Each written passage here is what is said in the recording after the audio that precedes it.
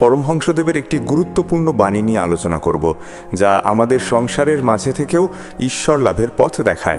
সংসার ধর্ম ত্যাগ ছাড়াও ঈশ্বর প্রাপ্তি সম্ভব, তবে তা শুধুই ঈশ্বরের প্রতি প্রেম ও নিষ্কাম কর্মের দ্বারা। এই পথ বড়ই কঠিন।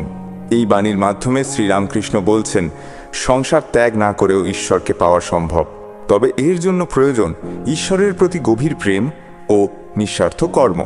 ফল বা পুরস্কারের আশা না করে কেবল ঈশ্বরের প্রতি ভালোবেসে কাজ করে যেতে হয়, কিন্তু এই পথ অত্যন্ত কঠিন। আজকের আলোচনা এই পর্যন্তই। আমাদের চ্যানেলটি সাবস্ক্রাইব করুন। ধন্যবাদ। কৃষ্ণ পরমহংসদেবের একটি গুরুত্বপূর্ণ বাণী নিয়ে আলোচনা করব, যা আমাদের সেবার পথে চালিত করে।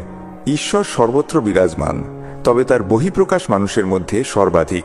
তাই মানুষকে ঈশ্বর হিসাবে সেবা করো এবং মনের ভেদকে দূরে সরাও। এই বাণীর মাধ্যমে শ্রীরামকৃষ্ণ বলছেন, ঈশ্বর সর্বত্র বিরাজমান, কিন্তু মানুষের মধ্যে তাঁর প্রকাশ সবচেয়ে বেশি। তাই মানুষের সেবা করা মানেই ঈশ্বরের সেবা করা। আমাদের উচিত জাতি, ধর্ম, বর্ণ, লিঙ্গ ইত্যাদি ভেদাভেদ ভুলে গিয়ে মানুষ হিসাবে মানুষের সেবা করা। আজকের আলোচনা এই পর্যন্তই। আমাদের চ্যানেলটি সাবস্ক্রাইব করুন। ধন্যবাদ। কৃষ্ণ পরমহংসদেবের একটি গুরুত্বপূর্ণ বাণী নিয়ে আলোচনা করব, যা আমাদের ধর্মের ভেদাভেদ ভুলে এক হতে শেখায়।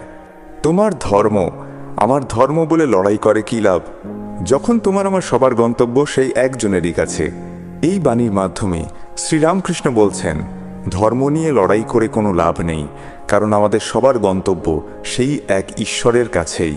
তাই বিভিন্ন ধর্মের মধ্যে বিদ্বেষ না ছড়িয়ে সকলের প্রতি ভালোবাসা ও সহানুভূতির মনোভাব রাখা উচিত। আজকের আলোচনা এই পর্যন্তই।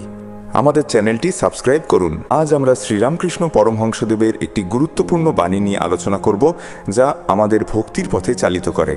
তোমার মনকে ভেদাভেদ শূন্য করতে শেখো, তবেই তুমিও যে কোনো কাজের মধ্যেই ভক্তি রস খুঁজে পাবে। এই বাণীর মাধ্যমে শ্রীরামকৃষ্ণ বলছেন, আমাদের মনকে ভেদাভেদ শূন্য করতে হবে।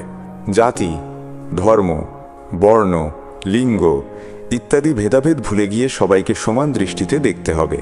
যখন আমাদের মন ভেদাভেদ শূন্য হবে, তখনই আমরা যে কোনো কাজের মধ্যে ভক্তির সন্ধান পাব। আজকের আলোচনা এই পর্যন্তই। আমাদের চ্যানেলটি সাবস্ক্রাইব করুন।